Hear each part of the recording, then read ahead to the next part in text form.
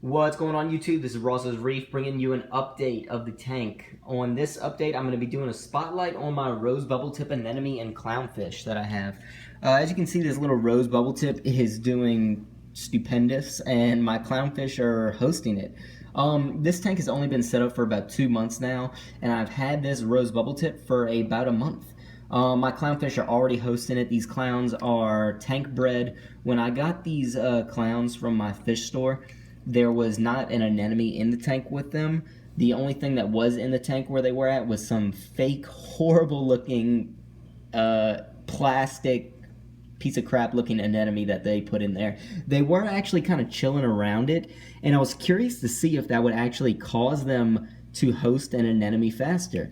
Luckily, that same pet store also had an actual anemone, this rose bubble tip right here, which they had for like $45. So I was like, I'm stupid to pass it up. Normally, these things range anywhere in price from $60 to $100, depending on the size. And this is an adequate size rose bubble tip, guys. This is a perfect size for my tank. I'm actually hoping it almost doesn't get any bigger, or else these tentacles can, wrap around and possibly sting something. But yeah, within like a day or two, this clownfish over here that you see right now was already hosting this anemone. He loves this thing. He does not like to leave it. He never almost goes within not out his eyesight. Has to be on it 24/7. I do have another clownfish in here. Let's see if you can see him. He's somewhere up there. He is. You can see him right there. He likes to chill under there, which I mean is fine. One stays on top, one stays on the bottom. It's whatever. But this guy was the first one that started hosting, and he kind of showed that one on the bottom, kind of how to host it. The rose bubble tip was originally right here, up in the front, like right there. I tried my luck moving it all over the tank when I first started. I actually stuck it right here, and it actually stayed there for a good while, and I was like, man, that would be a good spot for it. It's kind of in the middle of some of my coral. I had one right up here. I have this one here, and then I have these expensive Rasta zoanthids right there. And of course it stayed there for like a week, and I woke up one day and it's like on top of these Rastas, and I was like, no, I can't have that. So I did carefully take it off the rock, and I tried to put it on another piece, and I put it right over here somewhere, and it eventually worked its way, and it got onto this rock, and it stayed right there for like 2 weeks. And I was like, all right, that's perfect. If it likes it there, great. I didn't think it would stay there because it doesn't get too much lighting right there. Like I thought, these things do need an adequate amount of lighting. And then all of a sudden, 1 week later, it moved over here, and it's been there ever since. I have only had this tank, like I said, set up, guys, for 2 months. Some people on these forums you go look up say, oh, you can't get an anemone until your tank is 6 months old. That is totally false, guys. You don't need to listen to that. As you can see, I am living proof right here that you can have a anemone in your tank with your tank doing excellent and your clownfish already hosting it.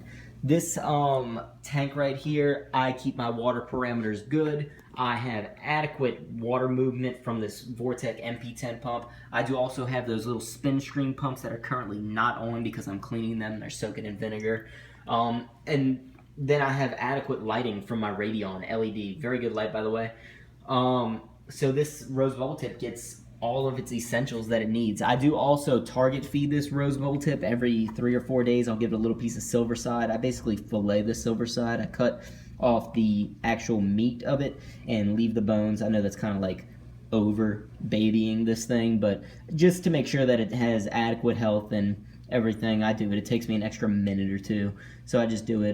This little clown right here actually feeds the anemone as well. Whenever I put some mysis shrimp in the tank, he'll bring 1 or 2 over and feed it to the anemone. So they have a very good little symbiotic bond going on. Very happy about that. But guys, if you're looking to get one, like I said, it's all about making sure your tank is stable. Don't get one if you're not ready. If you're just starting out in this hobby, maybe learn up on some things, because they can be somewhat of a nightmare if you aren't educated on them. Like I said, they do move around. They do require adequate lighting. They require adequate water movement. You do kind of need to feed them. Like I said, if you're like me and your fish are starting to feed it themselves, you may not need to feed it as much. Instead of every 3 or 4 days, maybe once a week or once every week and a half. But I still feed it like every 4 days now. Just make sure it stays in good health and that it grows, and maybe it'll split eventually and I'll get 2 anemones. Maybe I'll stick another one right over here in this corner. That'd be very cool to me if I could have 2 on each side of the tank. But getting your clowns to host is another thing a lot of people actually spend money and time on. Like I said, I was kind of just lucky that this clownfish was kind of in a tank with a horrible looking anemone plastic thing, and he just happened to host it. That's a total fluke, guys.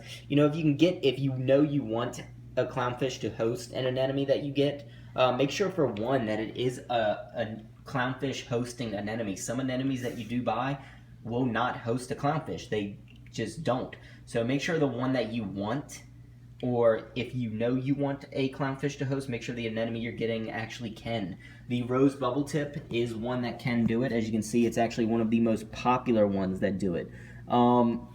This rose bubble tip right here, though, when I did get it, was actually smaller. It has already grown. Some people will say, or maybe thinking right now, why is this rose bubble tip not bubble tipped? Well, some people, that's a hot debate among aquarists. Some people think that it has to do with the lighting. The anemone may not be getting an adequate amount of lighting, and that's the reason it extends its tentacles. So it reaches for more light, and the reason it bubbles up is because it has an adequate amount of light. Some people think that it's a sign of very good health for an anemone, a rose bubble tip. I personally like the way that this looks over the bubble tip. I like the flowiness of it. I'm a big fan of LPS corals like this frog spawn and that hammer coral over there. I do plan on getting a couple more LPS, but personally I'm actually very excited that it took this form instead of the bubble tip. For one, your clownfish can host it a little bit easier to me, and it just looks better. Maybe if this anemone does split and I do end up putting another one somewhere else in the tank, maybe that one can bubble up, and I'll have one of each. But if I had to pick, I'm glad it's this right here. So, guys, this has been Ross's Reef.